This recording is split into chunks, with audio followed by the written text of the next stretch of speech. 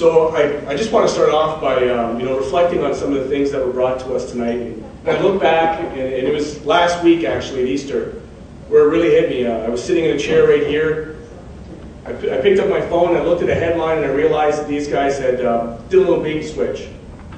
And they switched their application down to the Port Authority, and as many of you know, the Port Authority being on federal lands, somewhat outside of our jurisdiction, gave them the opportunity to reapply for zoning verification, which they received.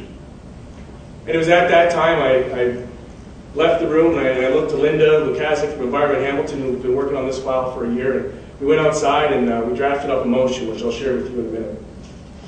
But it struck me because the irony, it wasn't lost that it was almost a year to the day when we found out through Environment Hamilton on a Monday that this company wanted to come and slide under the radar a day before Easter long weekend last year, giving us 3 days notice to organize the community and become informed in this project.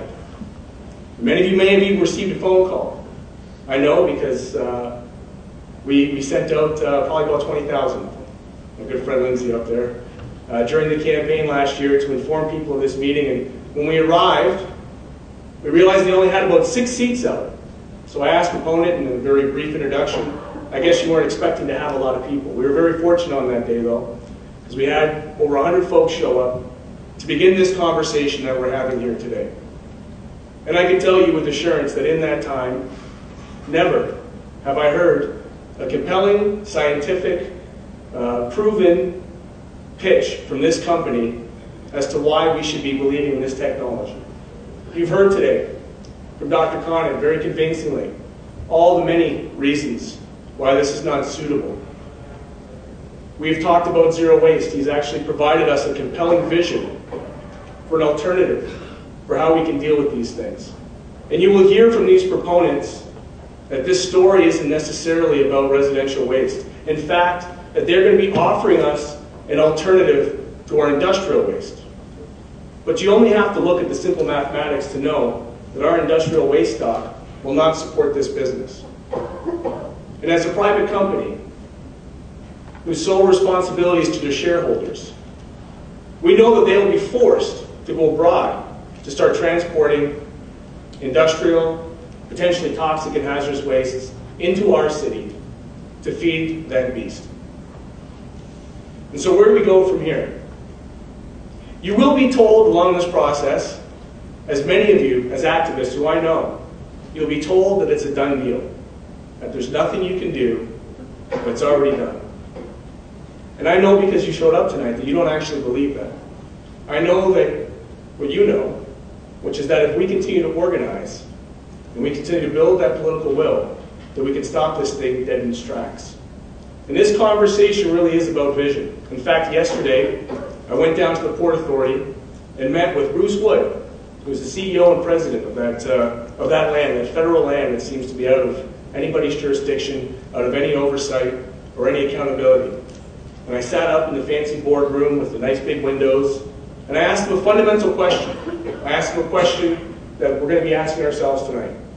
What is your compelling vision for the future of our city? What do you see on our waterfront?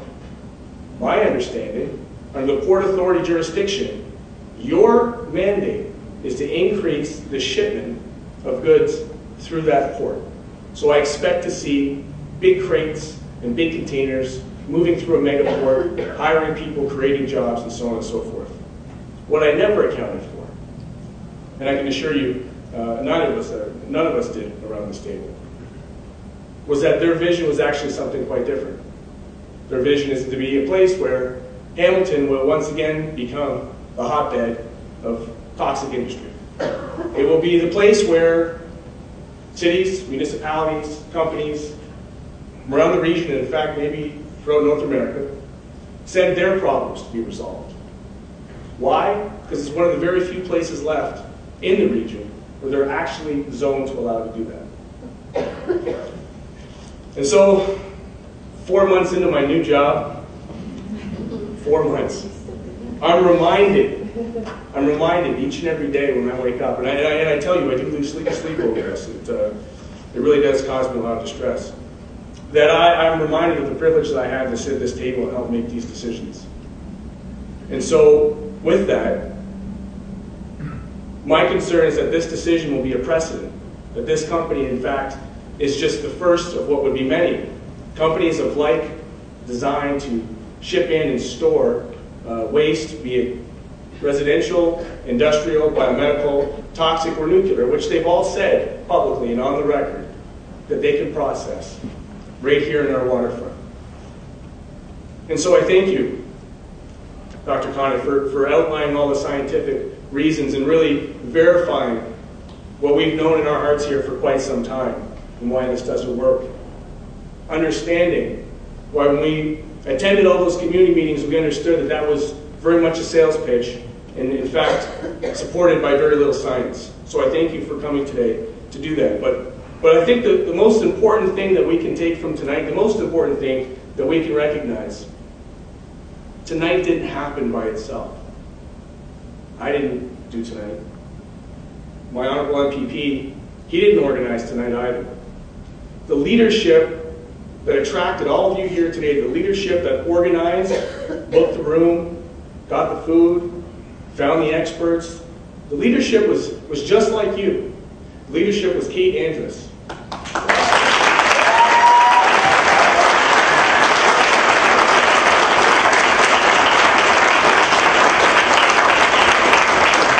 And her wonderful mother, Lee, I should add. Why is that important? That's important to me because it demonstrates a fundamental value of activism. That one person, and I'm not just saying that because I know, I'm looking around the room and I know many of you have been working on this file for the past year. I know that I've been working with you. But I will say one person who I've been working with on this file, who called the Guardian, who found out the Swindon plant was a sham, and when she called, they actually had to get in a car to drive to the plant to make sure it even existed because it's so small. Right here. And she's just like all of us in this room. And so I would be remiss as a community leader to allow you to be here today as spectators. And today I wanted to come up not just to thank Kate and Dr. Connett and our Honorable MVP, Mr. Miller, for attending, and Linda and all the work from the Environment Hamilton community. It has to go beyond that. We have to have a call to action. We cannot be spectators in this process. But if we want to stop this thing dead in its tracks, we will have to fight it at every step of the way. And I'm going to tell you next Wednesday, I've crafted a motion, and this is very tough for me, I'll tell you.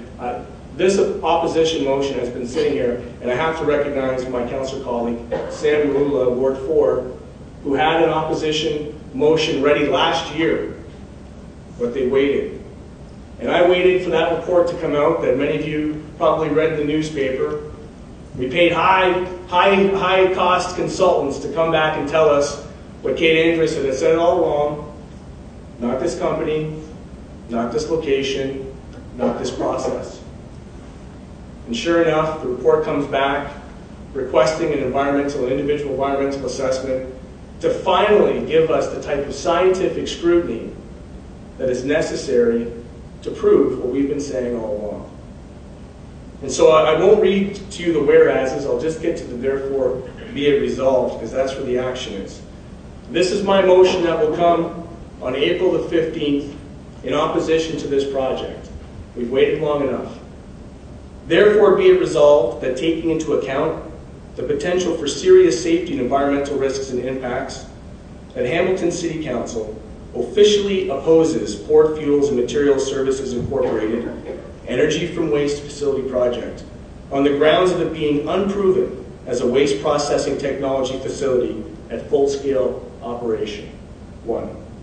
2. That the Mayor correspond with the Honorable Glenn Murray, Ministry of the Environment and Climate Change, to immediately request an elevation to an individual environmental assessment, which is a Part 2 approval under the Ontario Environmental Assessment Act, which is a process overseen directly by the Ministry of the Environment and Climate Change, based on Port Fuels and Materials Services Incorporated's recent switch in their classification to a waste management facility. So just to reiterate, they have gone to the province and applied as a renewable energy company. And they've come back to the city and applied as a waste processing facility. They are talking out of both sides of their mouth.